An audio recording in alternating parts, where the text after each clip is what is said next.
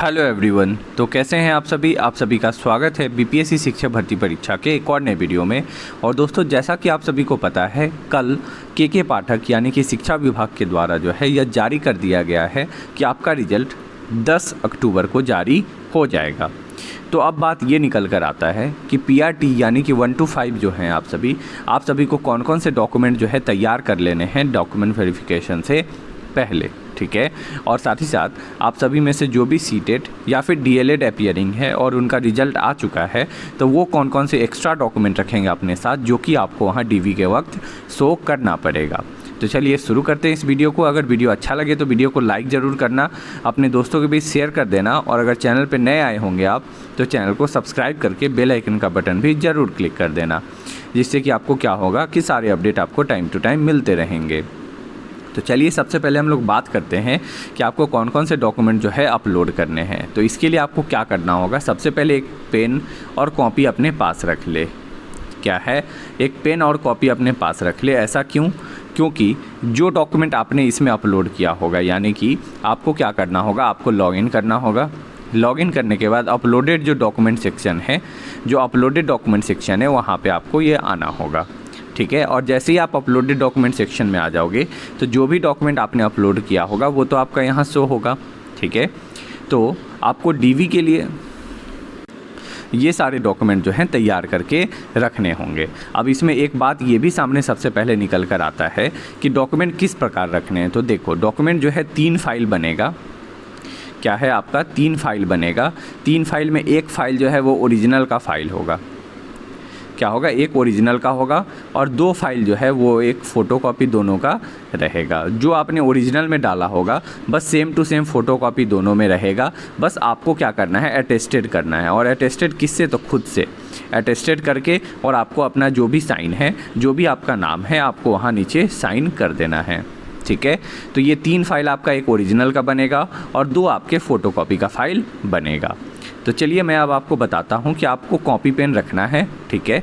और जैसे आप डॉक्यूमेंट नंबर 1 खोलोगे, ठीक है, इसमें देखोगे आपने क्या अपलोड किया है, तो आधार अपलोड किया है। तो सबसे पहले जो आप तीनों फाइल में रखोगे वो क्या रखोगे, आधार को रखोगे। दूसरे में देखोगे रिजर्वेशन कैटेगरी। अब रिजर्वेशन कैटेगरी में हो सकता है कि आपने EWS अपलोड किया हो, आपने कहीं जो है NCL अपलोड किया हो, तो आपने जो भी अपलोड करा होगा उसको आपको सेकेंड नंबर पे रखना है। क्या है, पहले पे आधार और दूसरे पे आपको इसको रखना है।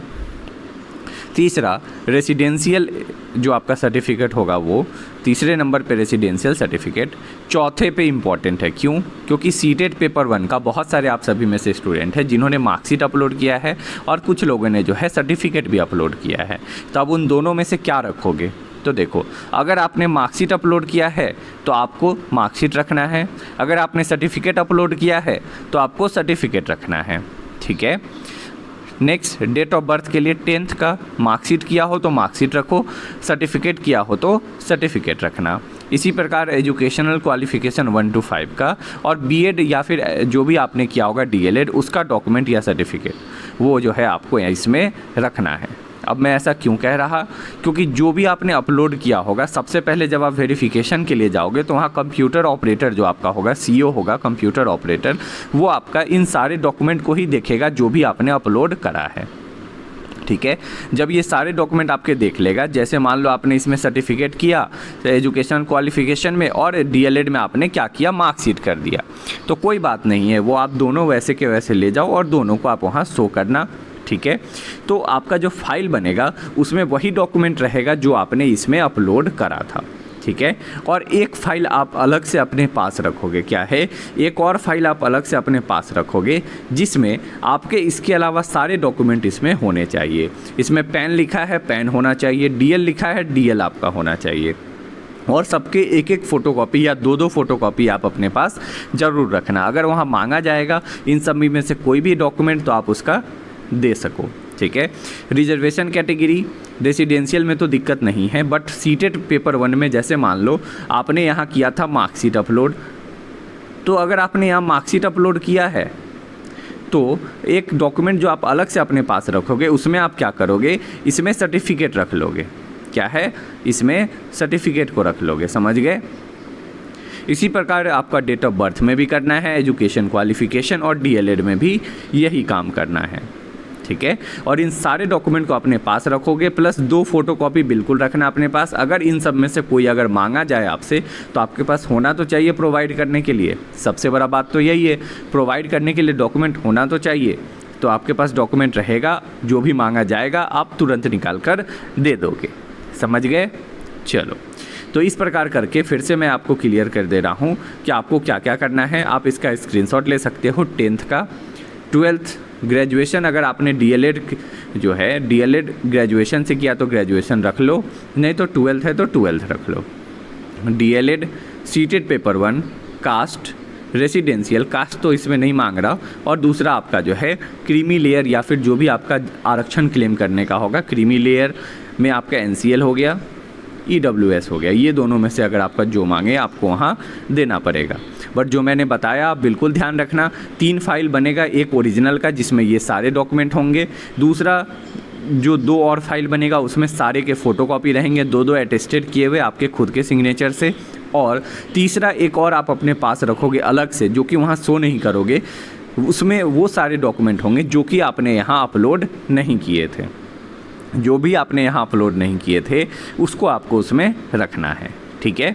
चलिए, अब सबसे बड़ा मुद्दा ये आता है कि क्या डीएलएड और अपीयरिंग वाले जो हैं एक्स्ट्रा कौन से डॉक्यूमेंट अपने पास रखेंगे, क्योंकि आप सभी ने जब फॉर्म भरा था तो आपने क्या अपलोड किया था, एडमिट कार्ड अपलोड किया था।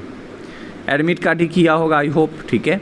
तो अगर आपने एडमिट कार्ड अपलोड किया था तो जब आप डॉक्यूमेंट में फाइल रखोगे तो आप अपना एडमिट कार्ड को ही रखोगे, क्या है, एडमिट कार्ड को रखोगे, और साथ ही साथ इसमें जो आपने डॉक्यूमेंट, जो भी आपने मार्कशीट ऑनलाइन डाउनलोड किया है, क्या है, ऑनलाइन जो डाउनलोड किया है उसका फ़ोटोकॉपी भी जो है आप इसके साथ अटैच यहाँ करके रखोगे, क्या है, एडमिट कार्ड तो रखोगे ही रखोगे, साथ ही साथ जो आपका रिजल्ट आया है, अगर मान लो आपका सीटेट में आया या फिर आपका डीएलएड में आया, आप उसका फ़ोटोकॉपी भी उस फाइल, तीनों जो आपका फाइल बनेगा उस तीनों फाइल में आपको उसको भी रखना पड़ेगा।